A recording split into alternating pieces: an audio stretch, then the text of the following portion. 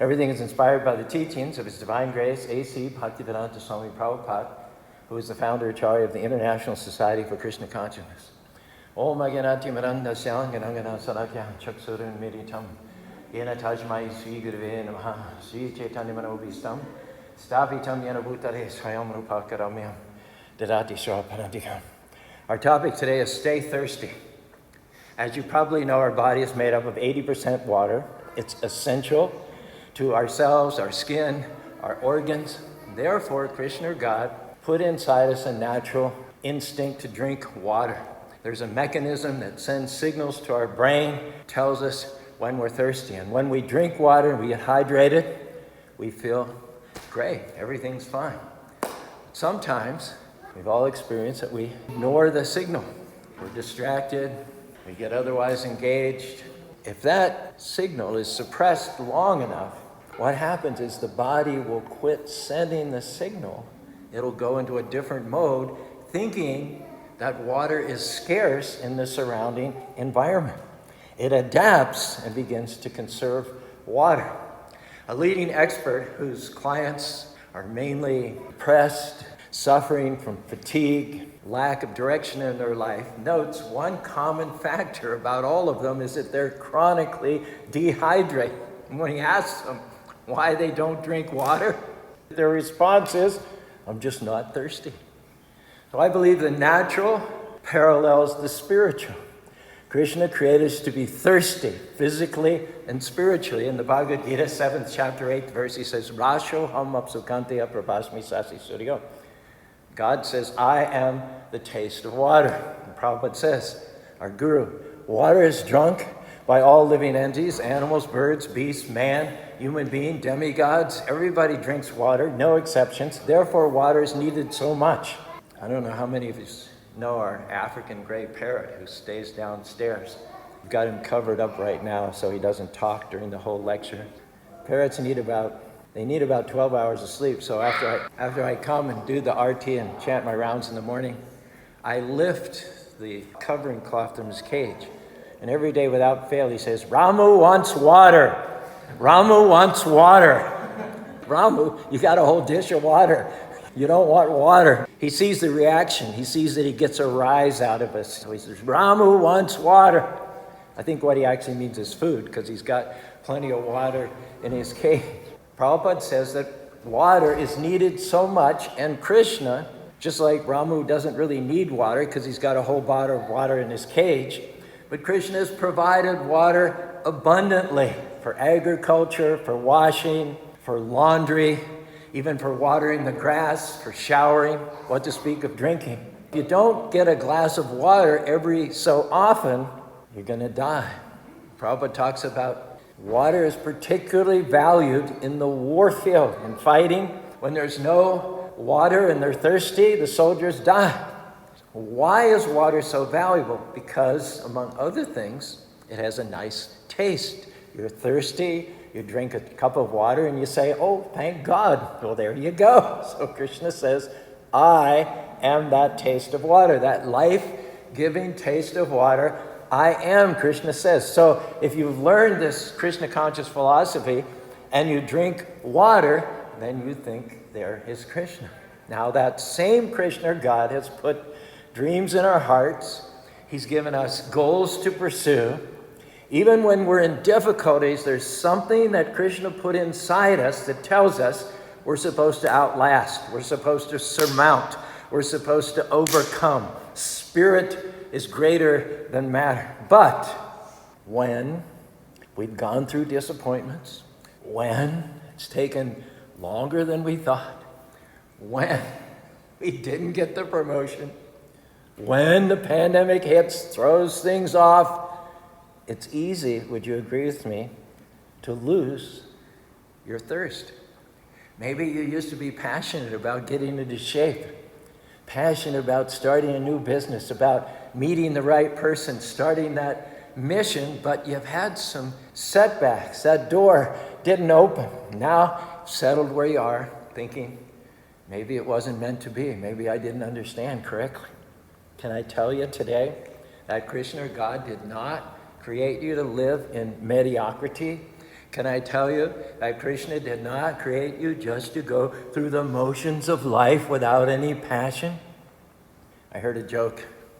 A small boy was sent to bed by his father. 5 minutes later, Dad, what? I'm thirsty. Can you bring a cup of water? No, you had your chance. Son, lights out. 5 minutes later, Dad, what? I'm thirsty. Can I have a drink of water? I told you no. If you ask again, I'm going to have to spank you. 5 minutes later, Dad, when you come in to spank me, can you bring a cup of water? You have to get thirsty again. Even though the dream hasn't come to pass, it doesn't mean it's not going to happen. Just because you haven't met the right person yet doesn't mean they're not on the way. Just because the medical report hasn't improved, it doesn't mean that healing is not en route. It is said, Krishna or God satisfies the thirsty soul with all good things. If you're going to see good things, healing, breakthroughs, favor, you got to stay thirsty. What is that? Keep believing for your dreams. Keep expecting new doors to open. Keep declaring favor over your life. Keep speaking promises over your health. God doesn't put dreams in your heart that he doesn't know how to bring to pass. There is not a problem facing you that he can't get you out of. The real question is, are you thirsty? Krishna is longing to do good to the people who are looking for his goodness. Are you looking for his goodness? Expecting favor, believing to rise higher, to accomplish what it is that he's put in your heart. Now, God, or Krishna, meets us at the level of our expectations. Yeyata mam prapadyate tam sataiva bhajamyaham. If you expect nothing, then guess what? You're going to receive exactly the same. But when you're thirsty, when you say, Krishna, I don't see how, but I know you can do exceedingly, abundantly, above all that I can ask or think. Krishna, I know the medical report doesn't look good, but I also know that you're the Lord, my healer. Business is slow during the pandemic, but I'm not going to give up on my dreams. I know you're my provider. You can make rivers in the desert. Now, in the 6th canto of the Bhagavad-gītā, we read about Vritrasura. Although in his previous life he was a great king and practically a demigod, unfairly he was cursed by Shiva's wife Parvati to take his next birth in a lower demoniac species. And in that environment, he didn't have much chance to get together and chant Hare Krishna. He didn't have any devotee friends, no sadhu sangha, no prasadam, no kirtans. And yet, he had one quality which more than counteracted all the disadvantages. He had one quality that restored him to even higher than his former glory. Guess what that one quality was? It was a thirst to have the Lord once again in the center of his life.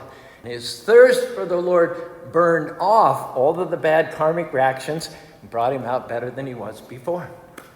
He says these words, Aham hare tava pare kamura dashanu dasha bhavitashambu marash mediter paragaramstan granita vakama karotikayam.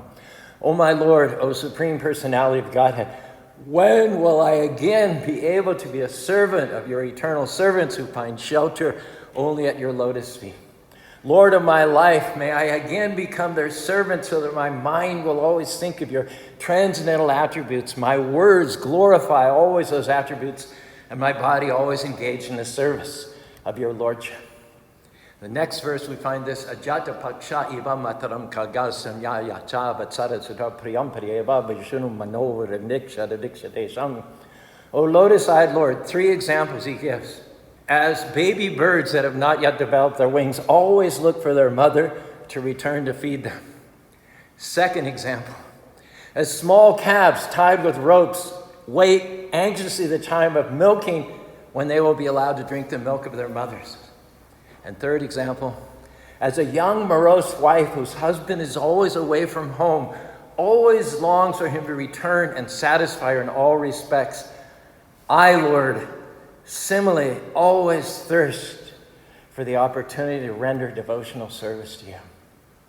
And when you thirst, you don't have to figure out how it's going to happen. You don't have to make it happen. You don't have to stay up at night trying to figure things out. All you have to do is believe. It said, Krishna satisfies not the doubting soul, not the negative soul, not the passive soul. He satisfies the thirsty soul with all good things. Hare Krishna, Hare Krishna, Krishna Krishna, Hare Hare, Hare Rama, Rama Rama, Hare Hare. Now, I'll admit it, we're not talking about an average thirst where a drink of water sounds good after a long walk or after mowing the lawn, working in the yard on a hot day. We're talking about really, really, really being thirsty when your tongue sticks to the roof of your mouth and you have to peel your lips off your teeth and all you can think about is water. A few years ago, a young Marine corporal named Joey Mora was standing on the platform of an aircraft carrier patrolling the Iranian Sea. Incredibly fell overboard. Nobody even noticed that he was gone until roll call 36 hours later. They started a search and rescue mission, and that was given up after an additional 24 hours because nobody can survive in the sea without a life jacket after 60 hours. Even his parents were notified that he was missing and presumed dead. The rest of the story is one of those truth is stranger than fiction stories. 4 Pakistani fishermen found Joey Moore 72 hours after he'd fallen into the ocean. He was treading water, clinging to a makeshift flotation device made from his trousers. Delirious when they pulled him into the fisher boat. His tongue was dry and cracked, his throat parched. And he told an unbelievable story of an incredible will to live. Said it was God who kept him struggling to survive. And all that time, one thought inflamed his body, screamed in his mind, and pounded in his brain. Water. Water. Now, have you ever been thirsty to that degree? That's what we're talking about. And we're not just talking about being thirsty for HTO. We all are thirsty. Thirsty to feel and to give love. Thirsty to experience happiness and joy. Thirsty for meaning and significance in our life. And when we come to the temple, the church, or the mosque, we come to worship, we're surrounded by an ocean of living water. We sing the names of God in the association of like-minded people. We hear scripture. We take sacred, consecrated food together. Hare Krishna, Hare Krishna, Krishna Krishna, Hare Hare, Hare Rama, Rama Rama, Hare Hare. When we hear Srimad Bhagavatam, stories of Victor Sora, Bhagavad-gītā, they hydrate our spiritual selves. We are Satchit Ananda, not these material bodies. We are inner spirits made of eternality, knowledge, and bliss. So our thirst naturally is to live eternally. Our thirst is to get full knowledge. Our thirst is to experience unlimited happiness. Our thirst is to live eternally. That is being hampered by this body. Knowledge, bliss, and eternity, we do not obtain any of those through this material body, which is just the opposite, temporary, miserable, and full of ignorance. This body is not the instrument to quench our transcendental spiritual thirst. Prabhupada says it because there is nil knowledge of the soul in the world today.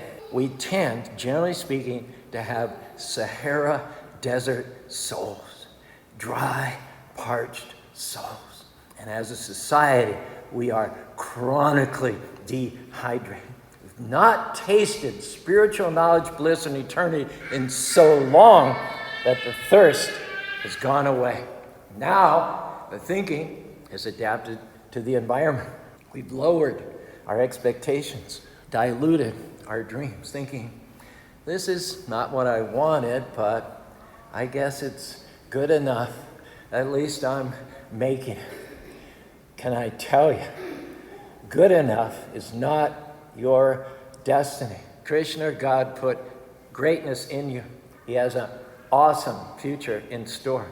But one of Maya, the enemy's favorite tricks, is to numb your thirst, to try to deceive you into not wanting any more, not believing to get well, not pursuing your dream, not expecting to start that mission or meet the right person. And if Maya can deceive you into going through life with no thirst, no passion, no zeal, thinking that you've seen your best days, that's going to keep you from your purpose. Our encouragement is don't fall into that trap. Get thirsty again. Start dreaming again, believing again. Start hoping again. Well, true, I tried it once, but it didn't work out. Try again. Well, true, the medical report says I'm not going to get well. We have another report, and that is that Kṛṣṇa says that he's restoring health back to you. Weapons may be formed against you, but we have good news. They're not going to prosper when you have the names of the Lord on your lip. When you're thirsty, angels go to work. When you're thirsty, miracles are set into motion. When you're thirsty, Kṛṣṇa will make things happen that you couldn't make happen on your own. Our question obviously is, are you thirsty? Or have you let circumstances suppress your faith? Who told you that you couldn't get well? Who told you you couldn't start that mission? Who told you that you've reached your limits? Who told you this is as good as it gets? Don't let other people numb your thirst. Don't let what you see talk you out of what Kṛṣṇa's promised. Don't give up on the dream that he put in your heart. Don't let mistakes that you've made in the past convince you to live self-condemned with no passion. Get your thirst back. Get your fire back. Kṛṣṇa, our God, is still on the throne. He didn't change his mind about what he promised you. God doesn't abort dreams. They may not have happened on your timetable. There may have been disappointments, setbacks. Can I tell you, they didn't stop the promise. Maya would love to convince you to live dehydrated, not expecting, not hoping. Don't believe those lies. Stay thirsty. Now, sometimes Kṛṣṇa, God, will ask you to do things that you don't understand just so you'll get your thirst back. When we've been dehydrated for a long time, we haven't stretched our faith, we haven't believed for favor, for healing, Kṛṣṇa will ask us to do something out of the ordinary. Kṛṣṇa asked Indra, the king of the heavenly planets, to kill Vritrasura. Kṛṣṇa personally assured him that he would be successful. He gave him an impenetrable set of armor called Narayana Kavacha, and he also empowered Indra's Vajra, or his thunderbolt. Sent Indra off to kill Vritrasura. However, when Indra saw this huge demon whose head was touching the sky, he lost his courage. He said, "This is beyond my capacity. This guy is too much. Even though I have all these assurances, I'm not exactly sure that I can accomplish this mission, which Kṛṣṇa has commissioned me to do." Then, when Vritrasura indicated a willingness to die, Vritrasura gave Indra a pep talk. He said, "You can do this. You can do this. I don't really want to continue living in this demon's body. Your mission has been blessed and empowered by the Lord, so just go ahead and kill me." Indra lightened up. He saw the big picture and he said, "Vritrasura, you have surmounted the illusory energy of the Lord, and because of this, you've given up the demonic mentality. I see that you're actually an exalted devotee of the Lord. Demons are generally conducted by the lower modes of passion and ignorance. What a wonder it is to me that although you're in a demon family, a demon body, your mind thirsts for the service of the Supreme Personality of Godhead, who is always situated in pure goodness." It is said that for a person who's fixed in the devotional service of the Lord of highest auspiciousness, that person swims in an ocean of nectar. And the question is asked of what use for that person are the favors, the blessings that come in small little ditches. Here's the key. In life, how many ditches you dig is going to determine how many favors Kṛṣṇa is going to be able to fill your life with. The only thing that limits God is our capacity to receive his goodness. If you have a little vision, then you're going to see little favor. If you believe just to make it through this year, then you're just going to struggle through the year. Why don't you dig some more ditches? Why don't you get more thirsty? Kṛṣṇa, I'm believing not just to survive this year, but I want overflow. I want to have a blessed, productive, favor-filled year. Kṛṣṇa, I'm not learning to just live with this sickness. I'm believing for total health, complete victory, that I want to run and not be weary. And yes, we've all had setbacks. Life has thrown us curves. That doesn't mean that we have to then give up and live dehydrated. We have to still be thirsty. We have to still believe that what was meant for our harm, Kṛṣṇa is turning to our advantage, that our latter days better than our former days, that Kṛṣṇa is going to take us from glory to glory. Don't dig one little ditch. Get yourself a bulldozer. Dig some big ditches. Make room for Kṛṣṇa to do big things in your life. What he has in store for you is more than you can imagine. Don't talk yourself out of it. Dare to trust him. If you'll do what he's asking, you'll see water, increase, abundance like you've never seen. Notice the principle though.